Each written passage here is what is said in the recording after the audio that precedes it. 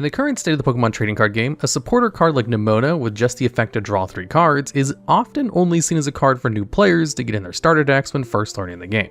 However, that doesn't mean all cards with the effect of drawing 3 cards have been completely unviable throughout the game's history. So, just a note for this video, since I'm having some throat problems, I'm going to have a guest speaker taking over for me today. Starting things off, we have the supporter card TV Reporter. This card has a simple effect of letting the player using it draw 3 cards and then discard 1 card. While this card would be completely unplayable in more modern formats, even being outclassed by the previously mentioned Nemona, when this card first released, the overall power level of supporters was much lower. When this card first released in 2004, there were very few other supporter cards that could provide generic card draw. Its main competition for draw supporters was Steven's Advice, which let you draw 1 card for each Pokemon your opponent had in play when you used it. While Steven's Advice would usually net the player more cards off of its effect, it also had the downside of not being playable if you had more than 7 cards in your hand. Because of this, any deck that wanted to accumulate a large amount of cards in their hand would often play both, since TV Reporter was the only way to draw while you had more than 7 cards in your hand. Also, most decks at the time just appreciated having more supporters in their deck that could generate card advantage. Another part of why TV Reporter was so good at the time was to discard after drawing your 3 cards. While it may seem like a downside at first, some of the strongest decks in the standard format when TV Reporter first released had a way to synergize with cards being in the discard pile. Decks built around Mewtwo EX and Team Magma's Camerupt wanted to put energy cards into the discard pile to use their attacks and abilities respectively. Team Magma decks, arguably the strongest ones of the format, could take even greater advantage of the discard when combined with Maxi, a card that lets you play any Team Magma Pokemon from your hand or discard pile onto the bench. While in today's metagame, a card like TV Reporter would be looked at as unplayably bad, it was a crucial draw supporter back during its original printing in 2004. Coming in at the number 9 spot, we have the much newer card, Worker. This card has the effect to draw 3 cards and discard any stadium card in play. In recent years, the Pokemon Company has started printing a lot of draw 3 supporters with additional upside, and Worker happens to be a solid tech option in the current metagame. While this card is nowhere near as prevalent as TV Reporter was, it deserves its spot on this list due to its widespread popularity in decks built around the extremely powerful Gardevoir EX. These kinds of decks rely on Gardevoir's Psychic Embrace ability to very quickly accelerate energy onto the board and always have attackers ready. However, since it's a rule box Pokemon, this deck is immensely crippled by the Stadium card Path to the Peak, which has the effect to get rid of all rule box Pokemon's abilities. Because the deck so heavily relies on Psychic Embrace, many players adapted to playing Worker in their deck as a means of beating Path to the Peak on crucial turns. While not every Gardevoir player chooses to play this card over other anti-stadium cards like Pumpkaboo or their own stadiums, it does have a legitimate niche over other options by giving the player using it 3 more cards. This niche over other tech options has led to Workers seeing play at the 2023 World Championship, with 3 of the 4 Gardevoir EX decks in the top 32 opting to play at least 1 copy, as well as a lone Xianpao EX deck that decided to run a single copy as well. While Worker is a fairly niche card unlike the previous entry, it holds a very strong, legitimate niche in its metagame. In the number 8 spot, we have Heat Factory Prism Star, one of the 2 non-supported cards on this list. Heat Factory Prism Star is a stadium card with the effect to let a player discard 1 fire energy to draw 3 cards. While this card can't be used in a wide variety of decks due to requiring a specific energy type to use its effect, Heat Factory Prism Star is one of the strongest pieces behind Fire Toolbox decks being so successful during the standard formats from 2019 to 2021. During this time, decks built around fire types received a lot of very powerful support, particularly with the release of Welder and Unbroken Bonds, a card we'll get to later on this list. With these 2 cards, as well as items like Fiery Flint and Fire Crystal, these fire-type decks could accumulate an insane amount of card advantage while powering up extremely strong attackers like Charizard and Reshiram GX that could knock out many key Pokemon with Flare Strike. Another key component behind Heat Factory Prism Star's strength and success was that it did not take up your once per turn supporter card activation. Since it was a stadium, you were free to use any other important supporter like the aforementioned Welder or Boss's Orders. This card also had synergy with Jirachi's Stellar Wish ability, an extremely popular draw engine at the time. Stellar Wish lets you add any trainer card from the top 5 cards of your deck to your hand, enabling you to find Heat Factory Prism Star. Then, Heat Factory's effect could draw into cards like Switch or a Skateboard, which let you use multiple Stellar Wish abilities in the same turn, provided you have multiple Jirachi in play. The incredible card advantage Heat Factory Prism Star provided Fire-type decks during its time in Standard easily landed a spot on this list. At number 7 we have Erika, the oldest card on this list. Erika is a trainer card with the effect of letting each player draw up to 3 cards, although almost all the time each player will draw 3. One important thing to touch on before discussing this card in full is that when Erika released, there was no restriction on how many trainer cards a player could use in a turn. Unlike today, where Erika has been reprinted as a supporter card and sees absolutely no play, this card without any restrictions placed upon it as well as the format it was printed into led to Erika being a powerful enabler for strategies that sought to have your opponents start their first turn with no cards in their hand. The set Erika released in, Gym Heroes, also featured one of the greatest disruption cards ever printed in the TCG, the Rocket's Trap. This trainer card has the effect of shuffling 3 random cards from your opponent's hand into their deck as long as you win a coin toss. When combined with Imposter Oak's Revenge and Rocket's Sneak Attack, as well as all the other consistency boosting trainers that existed at the time, locking your opponent out of the game on their first turn was trivial. Erika allowing the player going first to draw 3 cards without any kind of cost allowed them to accumulate the different disruption pieces in their hand. While the downside of Erika may seem counterintuitive to being able to get all the cards out of your opponent's hand, it didn't matter as long as you played Erika's before using Imposter Oak's Revenge, since it would shuffle all the cards your opponent drew back into the deck and put them down to 4 cards.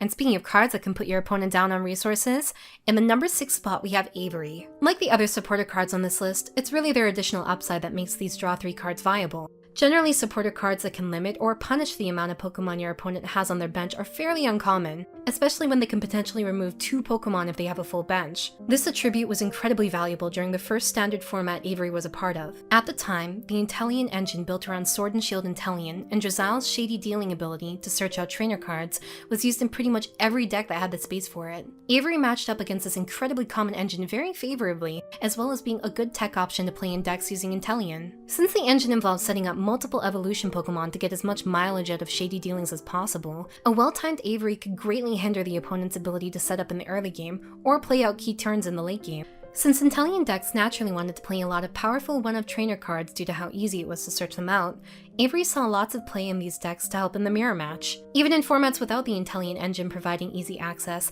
this card still sees some play, although it's much harder to take advantage of. Avery is one of those Pokemon cards that is generally very good and gets even better depending on the metagame surrounding it, and as such deserves a spot on this list. In the number 5 spot, we have Felicity's Drawing. This card has the effect of letting you discard 1 or 2 cards from your hand to draw 3 or 4 cards respectively. While this card may seem underwhelming, and many decks opted not to use it through its time in Standard, Felicity's Drawing was a key component of one of the most iconic Pokemon decks of all time, Tail Revenge Gyarados. Gyarados was an exceptionally powerful and efficient attacker, with its Tail Revenge attack dealing 30 damage for each Magikarp in your discard pile for no energy cost. Felicity's Drawing helps set up a deck by drawing cards while putting Magikarps into the discard pile. With just 2 Magikarps in the discard pile after a single activation of this card, as well as a few damage boosting items and Poképowers like Crobat G's Flash Bite and Plus Power, Gyarados could deal 80 damage, which was enough to one-hit KO common Pokemon like Claydol and Luxray GL. With a second Felicity putting a 3rd Magikarp into the discard pile,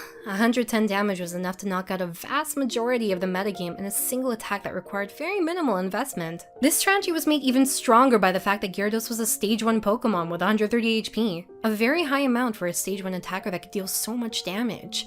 When Gyarados was combined with cards like Super Scoop Up, Broken Time Space, and Pokemon Rescue, it was incredibly easy to either heal a damaged Gyarados before it got knocked out, or set up a brand new Gyarados after giving up a prize card. Felicity's Drawing also paired very well with the popular supporter card Pokemon Collector, which lets you add any 3 basic Pokemon from your deck to your hand. On the first turn, Gyarados decks would often use a Sable Eyes Impersonate attack to play either a Pokemon Collector from their deck to get Magikarps, or a Felicity's Drawing if they already had some to discard. The card draw from Felicity's Drawing also meant that while powering up the main attacker of the deck, the player would also be able to draw into the plethora of powerful trainers and support Pokemon the deck also ran since it didn't need energy cards. While this card wasn't a metagame mainstay across multiple decks, its ability to set up and support one of the most threatening attackers in the entire metagame easily landed a spot on this list. Number 4 on this list is Cynthia Caitlyn. This card is a tag team supporter card that gains an additional effect if you discard a certain amount of cards when you activate it. It has the effect of putting a supporter card not named Cynthia Caitlyn in your hand, as well as drawing 3 cards if you discarded another card when using it. While the first effect is generally much stronger than drawing 3 cards, the fact that both effects appear on the same card is what makes Cynthia Caitlyn so powerful. Many of the slower decks while this card was in Standard appreciated the ability to recover key supporter cards while gaining additional cards in hand, especially since there weren't many other options to get supporter cards from a discard pile. However, what puts Cynthia Caitlyn on this list are the card's 2 effects making it incredibly powerful in various control strategies. While this card was in Standard format, it had incredible synergy with other strong control cards in the format like Belelba and Bryceman and Oranguru. The former card would be used to mill cards from both players' decks while being able to recover supporter cards he milled. In a late game situation where the control player had very few cards in their deck remaining, cards put back into the deck with Oranguru's resource management attack can easily be redrawn with Cynthia and Caitlyn's draw effect. The card was also bolstered by Lieutenant Surge's strategy, another mainstay in control decks. While Lusamine was on the banned list, Cynthia and Caitlyn was a premier option for supporter card recycling in decks built around Rolet and Executor GX and Ancient Origin Vileplume. Since Rolet and Executor GX's super growth attack could evolve an Oddish into Vileplume on the first turn, the deck couldn't use item cards like Versus Seeker to get back supporters. Cynthia and Caitlyn was the perfect option for this deck since it was a supporter card that provided resource recovery as well as drawing more cards for the Vileplume player, which could help the player win faster. Even after Lusamine was unbanned and expanded, this card still saw play in expanded control decks because it draws cards where Lusamine doesn't. It also has great synergy with Lusamine since Cynthia and Caitlyn can add it back to the hand while drawing 3 cards, and the Lusamine could add back Cynthia and Caitlyn as well as another supporter on the next turn.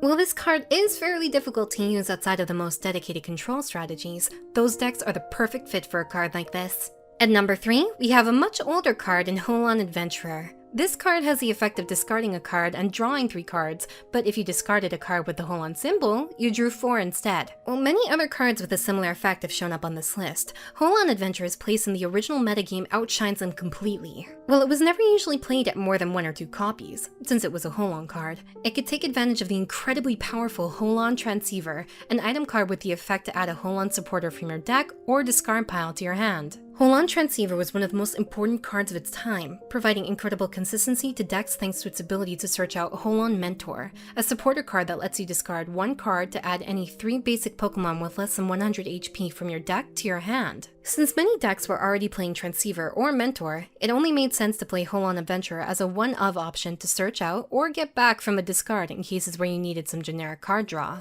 Decks built around Delta Pokemon, like the popular Raichu Executor decks, could gain even better advantage of this card since a vast majority of the cards in that deck had the Holon symbol and could draw 4 cards off of the Adventurer. Even decks that weren't loaded up with a Delta Pokemon could occasionally draw 4 since Holon Adventurer could discard extra copies of Holon Mentor that weren't needed in the late game. Even though Holon Adventurer itself was never really played at more than 2 copies, it was a vital piece of every single deck that took advantage of the Holon engine, an engine that was so flexible it fit into pretty much every deck during the 2006 to 2007 standard metagame. This card gets the number 3 spot on this list for being a key engine piece in almost every deck while it was in standard. The number 2 card on this list is Melony. This card has the effect of drawing 3 cards and letting you attach 1 water energy from your discard pile to one of your Pokemon V. While the restriction of only being able to attach a single type of energy and only to Pokemon V can make Melony seem fairly narrow in its application, multiple different decks have been able to abuse this card while it's standard. Before we really dive into the different ways this card saw play, we should talk about how good most energy accelerating supporter cards actually are. At the time of Melony's release, most trainer cards with the effect to attach energy were very narrow. While Steel-type decks could take advantage of powerful item cards like Metal Patch, item card energy acceleration is very rare. Other energy accelerating supporters often had major downsides or just generally weren't good, like Rose being able to attach 2 basic energies from your discard pile to a VMAX Pokemon at the cost of discarding your entire hand. Part of what makes Melony so powerful is that it also generates additional cards in hand while accelerating energy to key attackers. When the card was first released, it was most prominently paired alongside Ice Rider Calyrex VMAX, whose max lance attack costs 2 water energy and does 10 damage plus 120 more for each energy you discard from it when you use the attack, up to a maximum of 250 total damage. Melony was tailor-made for this kind of deck since it could not only enable a faster attack, but also recycle previously discarded energy. Although Melony could only attach energy to Pokemon V, there was no type restriction on those Pokemon, meaning it saw play when combined with many non-water type Pokemon that had colorless attack requirements. One such generic attacker was Arceus V-Star, whose Trinity Nova attack, which cost 3 colorless energy, did 200 damage, and attached 3 basic energy of any type from your deck to one of your Pokemon V. Once the Arceus player was able to get their first attacker set up, they would have a steady supply of energy throughout the game. Even when they ran out of energy to attach from their deck, Melony enabled them to maintain high energy on the board and recycle lost resources. Later on during its time in Standard, this card would once again be paired up with another powerful Water-type attacker in Palkia V-Star. This Pokemon had the attack Subspace Swell, costing 2 water energy and dealing 60 damage plus 20 for each player's bench Pokemon. Since Palkia decks didn't have to discard energy to deal large amounts of damage, Melony could attach energy to additional attackers rather than just one. When combined with Palkia's V-Star Power Star Portal, which lets you attach up to 3 water energies from your discard pile to water Pokemon in any way you like, the Palkia player would be able to set up multiple attackers and could freely switch between them to avoid potential 2-hit KOs. While Melony's ability to accelerate energy while drawing cards lands at the number 2 spot on this list, there's still one card that does it better. Rounding out this list at the top spot, we have Welder. A card that's been previously mentioned on this list, Welder has the effect to draw 3 cards and attach up to 2 fire energy from your hand to any of your Pokemon. Welder is arguably one of the strongest supporter cards of all time, and certainly is the best supporter that can draw 3 cards. When compared directly to Melony, it's easy to see what makes this card so strong. Although the energy you attach is directly from your hand instead of the discard pile, you get to attach an additional energy, as well as there being absolutely no restriction on what that energy can be attached to. At the time, getting multiple fire energies in your hand was pretty trivial, with cards like Fiery Flint and Giant Hearth providing all the energy needed at the cost of a single additional discard. With there being no restriction at all on what Pokemon Welder could support, we can make a top 10 list of the best Pokemon to pair with Welder. That said, the main partner for Welder throughout its time in Standard was Charizard and Reshiram GX, whose devastatingly strong Flare Strike attack could take many one-hit KOs 2 entire turns earlier than would normally be allowed. Decks built around Welder relied so much on the strength of the card that it wasn't uncommon for these types of decks to have 4 copies of Welder as their only supporter, since it was just that good. If your deck had Welder in it, it was often the best play to be making. Many cards also had their viability significantly boosted by how well they interacted with this card. Cards like Cramorant V and its Spit Shot attack were very easily enabled by Welder, allowing it to be played and powered up in a single turn for 160 damage to any Pokemon your opponent had in play. Centiskorch VMAX took the energy acceleration effect of Welder a step further, using it to put as many energy on a single Centiskorch as possible in order to deal maximum damage with its attack G-Max Centinferno, dealing 40 damage plus 40 more for each fire energy attached to it for only 2 colorless energy. As mentioned earlier, Welder could enable so many different cards since it was functionally a double colorless energy that drew 3 cards when attached, and also didn't take up your attachment for the turn. Outside of the top meta decks, many rogue builds could become viable just from playing Welder, even if fire or colorless wasn't the main attacking type. Even in the higher power expanded format, decks built around Welder still see play with the same fire type support cards used while Welder was in Standard. For being one of the strongest supporter cards of all time, Welder easily deserves a number 1 spot on this list. And that marks the end of the video. For a history as long as a Pokemon trading card game, there are relatively few cards with the effect to draw 3. But if you think of any that deserve a spot on this list, make sure to comment below.